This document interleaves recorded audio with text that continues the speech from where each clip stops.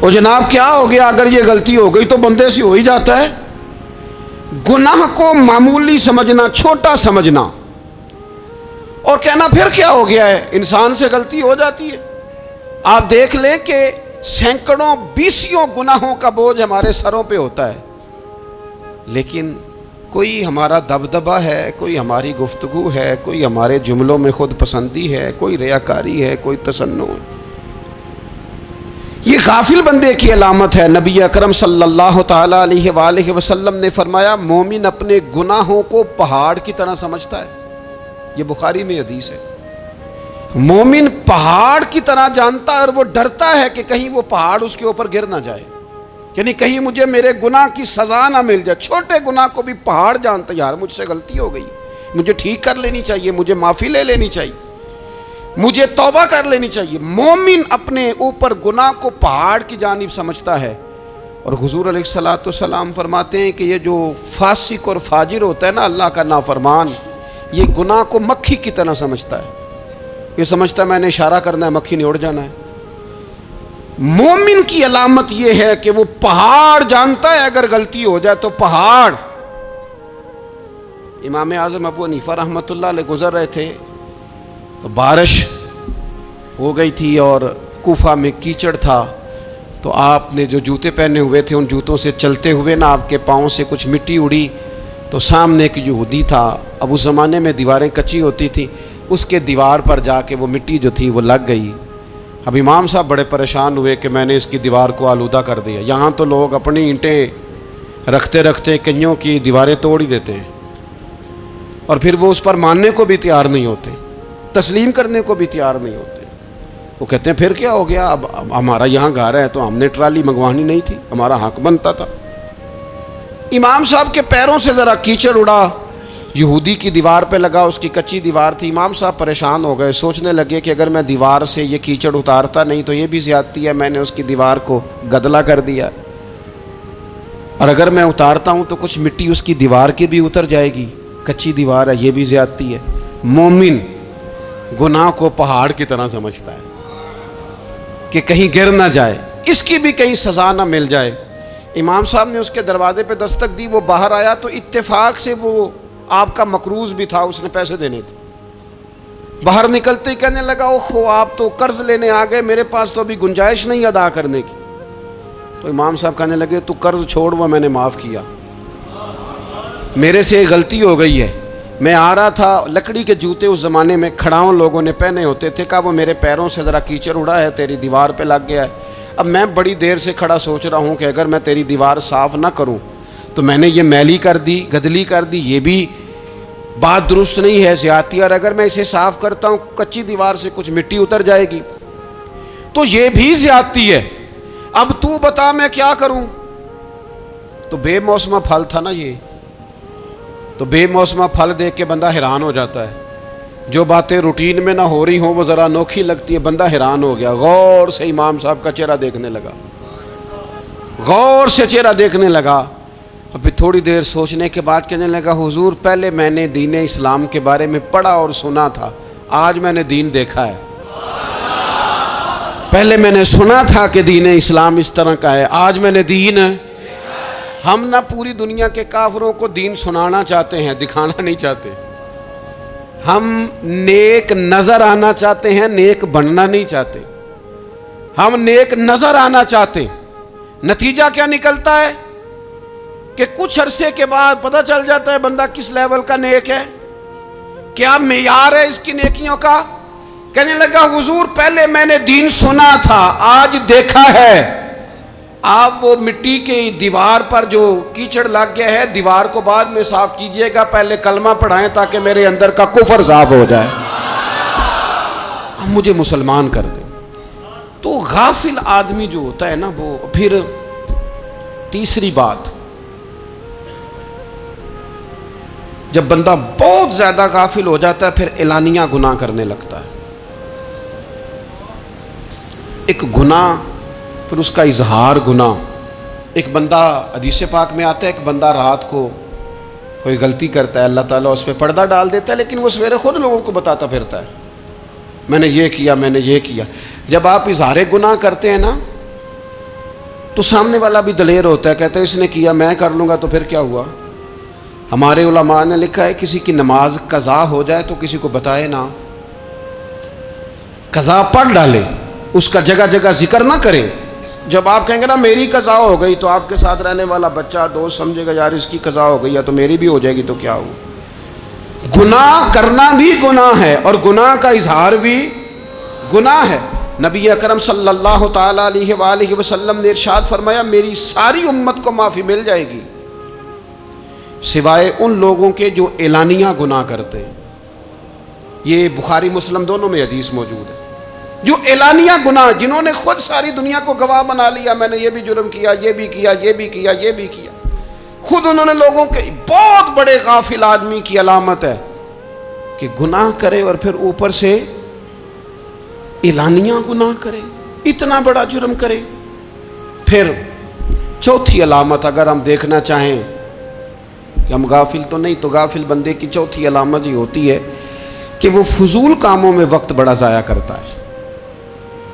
فضولیات میں ادھر بیٹھے ہیں ادھر بیٹھے ہیں، یہاں گپ شپ ہو رہی ہے، وہاں موبائل دیکھا جا رہا ہے، پھر کچھ ٹائم ملا ہے تو پھر کہیں دور دراز کسی ہوٹل پہ کھانا کھانے چلے گئے، پھر کچھ ٹائم ملا تو چلو نکلتے ہیں ذرا کوئی ہفتہ سیر کر آتے ہیں، یہاں گپ شپ ہے، فلاں کو ڈسکس کر لیتے ہیں، فلاں کے بارے میں بات کر لیتے ہیں، سیاسی تبصرے کر لیتے ہیں، یہ تھوڑی گفتگو ہو جاتی، چلے محلے داروں پہ تبصرہ شروع کرتے ہیں، کون روٹی زیادہ کھا رہا ہے اور کس کے پاس پیسے زیادہ آ گئے، چلو جا کے پتہ کرتے ہیں۔ حالانکہ یہ پتہ نہیں کرنا چاہیے تھا، پتہ تو اس کا کرنا چاہیے تھا جو بیچارہ کل سے بھوکا ہے، خبر تو اس کی رکھنی چاہیے تھی جس بیچارے کے گھر میں بچوں کے لیے پہننے کو کپڑے موجود نہیں ہیں۔ اس پر تبصرہ یہ کرتے ہیں کہ یہ محنت کیوں نہیں کرتے، اور اگر کسی پر اللہ عطا کر دے پھر حساب ضرور لگاتے ہیں کہ ذرا معلومات کرو یہ اتنی جلدی آگے کیسے نکل گئے۔ غافل بندے کی علامت ہے وقت کا ضائع کرنا اور فضول کاموں میں ضائع کرنا اور بلا وجہ ضائع، اور ایسے سوالات کرنا جن کی ضرورت ہی کوئی نہیں، بالکل ضرورت ہی نہیں، کوئی مطلب ہی نہیں، لیکن ہم لوگ وقت ضائع، یہ غفلت کی علامت۔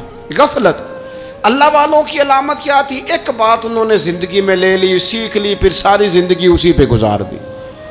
ان کا ارادہ تھا نا کشکول سیدھا کیا۔ کچھ لوگ ساری زندگی لیکچر قبول لے کے سن کے پھر بھی سمجھنے کو تیار، یہ غافل دل کی علامت ہے۔ اس لیے نبی پاک صلی اللہ تعالی علیہ وسلم نے فرمایا دو نعمتیں ایسی ہیں جن میں اکثر لوگ غفلت میں ہیں، ایک صحت اور دوسری فراغت۔ لوگ بلا وجہ وقت ضائع کرتے ہیں۔ اللہ نے صحت دی ہے کسی خیر کے کام میں لگائیں۔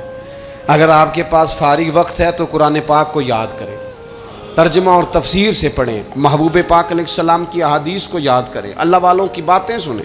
وقت ملے تو عبادات میں لگائیں، نوافل میں لگائیں، تلاوت میں لگائیں، ذکر اذکار میں لگائیں، اور پھر اللہ مزید توفیق عطا کرے تو کسی کے بھلے میں وقت لگائیں، گلی سے کوئی کانٹا اٹھائیں، کوئی روڑا اٹھائیں، کوئی کسی کی مدد کریں۔ لیکن یہ غافل ہونے کی علامت ہے کہ اپنے وقت کو ضائع کرنا۔ اور پھر اسی طرح غفلت کی پانچویں علامت یہ ہے کہ اگر بندے کو دنیا سے پورا پیار ہو جائے، یعنی شب قدر میں بھی آ کے کہتا ہے یا اللہ کبھی پیسے دے دینا، شب برات والے دن بھی کہتا ہے کہ مالک اگر کبھی کوئی ایسا سبب لگ جائے نا، یعنی بیت اللہ شریف کے سامنے کھڑے ہو کے بھی اگر اس نے مال ہی مانگنا ہے وہاں بھی اس نے یہی سوال کرنا ہے، حب دنیا اتنی غالب آ جائے، تو یہ غافل ہونے کی علامت۔ دنیا ضرورت ہے، مقصد نہیں ہے، دنیا کی حاجت ہے، مقصد نہیں ہے، یہ مقصود نہیں۔ اور جب لوگ فقط دنیا کے مال کو، دولت کو، نبی پاک علیہ السلام نے فرمایا وہ لعنتی ہے جو درہم اور دینار کا بندہ بن گیا ہے، پیسوں کا بندہ بن گیا ہے، مل جائے تو خوش ہوتا ہے، نہ ملے تو تکلیف میں آ جاتا ہے۔ یہ غافل بندے کی علامت۔ مومن تو وہ ہوتا ہے کہ دولت رزق حلال ضرور کماتا ہے تاکہ کسی کے آگے ہاتھ نہ پھیلانا پڑے، کوشش ضرور کرتا ہے، پر دنیا کو جیب میں جگہ دیتا ہے، دل میں نہیں دیتا۔ اس کی جگہ جہاں ہے اسے وہاں رکھتا ہے، اسے دل میں جگہ، دل تو ایک ہے، اس میں رب و رسول کو بسائیں گے یا کسی اور کو بسائیں گے؟ تو حب دنیا یہ غافل ہونے کی بہت بڑی علامت ہے۔ پھر اسی طرح جو بندہ رب کریم کو جانتا نہیں نا وہ بھی غافل ہو جاتا ہے۔ ایک تو جو یہ نہیں نہ جانتا کہ رب کریم سزا دے گا، وہ مجھے دیکھ رہا ہے، اسے نہ اونگ آتی ہے نہ نیند آتی ہے، جو اس کی معرفت نہیں رکھتا کہ میرا رب ہر وقت مجھے دیکھ رہا ہے، وہ بھی غافل ہو جاتا ہے۔ جسے پتہ ہونا کہ مجھے دیکھ رہا ہے وہ غافل نہیں ہوتا۔ اور جو یہ سمجھ لیتا ہے نا کہ شاید معاذ اللہ ثم اس یقین کو پکا نہیں کرتا، وہ غافل ہو جاتا ہے۔ اور ایک جو یہ نہیں نہ جانتا کہ رب مہربان کتنا ہے، وہ بھی غافل ہو جاتا ہے۔ مجھے بتائیے سب سے زیادہ تو بندہ اس کے دروازے پہ جاتا ہے نا جو سب سے زیادہ مہربانی کرنے والا ہو، اس دروازے سے بندہ اٹھتا ہی نہیں۔ تو جس کو یہ یقین ہو جائے نا سب سے زیادہ کرم فرمانے والی ذات اللہ رسول کی ہے، وہ کبھی رب رسول سے غافل نہیں ہوتا، وہ کبھی اللہ رسول کا دروازہ چھوڑ کے نہیں جاتا، وہ کبھی کسی اور جگہ جا کے پناہ تلاش نہیں کرتا۔ جسے پتہ چل جائے نا وہ کریم کتنا ہے، مہربان کتنا ہے۔ ملا رومی رحمت اللہ علیہ فرماتے ہیں بہت بڑا مجرم تھا ایک بندہ، بہت بڑا گناہگار تھا، بت کو پوجتا تھا، تھک گیا، ساری رات بت کے سامنے کھڑا تھا، معاذ اللہ یا صنم یا صنم یا صنم کہتے، تھک گیا، نیند آ گئی، اونگ آ گئی۔ جب پوری طرح نیند آ گئی اور دماغ پہ نیند قبضہ کرنے لگی تو اس کے منہ سے نکل گیا، صنم صنم کہہ رہا تھا نا، نکل گیا یا صمد، او بے نیاز مالک۔ رب کریم نے فرشتوں سے فرمایا دوڑ کے جاؤ، جو کہتا ہے اسے دے دو۔ فرشتے کہنے لگے مالک وہ تو بت کو پکار رہا تھا، اس نے تو غلطی سے نام لیا ہے۔ فرمایا مجھے نہیں پتا، لیکن دیکھو نا اس نے مجھے پکارا تو ہے نا، کتنی دیر سے جھوٹے کو پکار رہا تھا، اس کا معاملہ حل نہیں ہوا۔ اب اگر سچے کو پکارنے پہ بھی حل نہ ہوا تو فرق کیا رہ جائے گا؟ دے دو جو مانگتا ہے، دے دو۔ میرے دوست گر پتہ چل جائے وہ کریم کتنا ہے، وہ مہربان کتنا ہے۔ میرے رسول پاک علیہ الصلوۃ والسلام نے تو فرمایا تیری آنکھ سے اگر اس کے خوف سے اتنا آنسو بھی نکل گیا جتنا مچھر کا پر ہوتا ہے، تو جس طرح بھینس کے تھنوں سے نکلا ہوا دودھ واپس تھنوں میں نہیں نہ جاتا، جو اتنا بھی روئے نہ روئے اللہ کے خوف سے، وہ بندہ دوزخ میں نہیں جائے گا۔ تھوڑی دیر کے لیے ڈر جائے اپنے رب سے، آئے تو صحیح۔ عدم معرفت غفلت پیدا کرتی ہے، تو آ تو صحیح، وہ تو کریم ہی بڑا ہے، وہ تو مہربان ہی بڑا ہے۔ حضرت زنیرہ رضی اللہ تعالی عنہ حضور کی صحابیاں ہیں۔ ایام جو مکے کے تھے مسلمانوں پر بڑی آزمائش کے تھے، انہیں بڑا مارا کفار نے، اتنا مارا کہ ان کی بینائی چلی گئی، نظر آنا بند ہو گیا۔ کافروں کی عورتوں نے تانا دیا کہ تو نے ہمارے بت چھوڑے ہیں نا، تو دیکھنا تیری بینائی چلی گئی۔ تو جناب زنیرہ اللہ پہ بھروسہ، توکل، معرفت الہی کا جذبہ، اٹھ کے کھڑی ہو کہنے لگی چپ کرو، تمہارے جھوٹے بت کیا کر سکتے ہیں، میرا رب چاہے تو صبح جب میں اٹھوں تو میری آنکھیں روشن ہو، اگر کریم کرم کر دے۔ لوگ کہتے ہیں واقعی ایسا ہوا، جب وہ سویرے اٹھی